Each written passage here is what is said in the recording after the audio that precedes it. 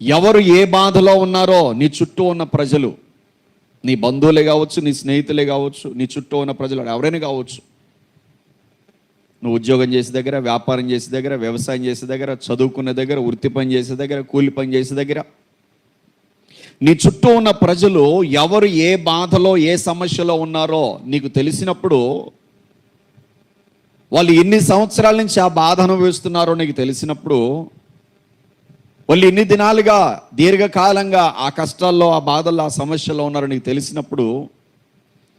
నువ్వు పట్టినట్టుగా ఉండద్దు, చూసి చూడనట్టుగా ఉండద్దు, కానీ వారికి యేసయ్యను పరిచయం చేయాలి. ఏంటంటే, ఇదిగో యేసయ్య దగ్గరికి రండి, మీకున్న ఈ బాధ నుంచి, మీకున్న ఈ సమస్య నుంచి దేవుడు విడిపిస్తాడు అని చెబితే వారు తప్పకుండా దేవుని పాదాల దగ్గరికి ఏదో ఒక సమయానికి వస్తారు. వచ్చిన విధానాన్ని బట్టి వారు దేవుని యందు విశ్వాసం ఉంచి దేవుని సన్నిధిలో వారు సమయం గడుపుతున్న విధానాన్ని బట్టి దేవుడే తప్పకుండా వాళ్ళకున్న బాధ నుంచి, ఆ సమస్య నుంచి, ఆ కష్టం నుంచి, ఆ శోధన నుంచి, ఆ శ్రమ నుంచి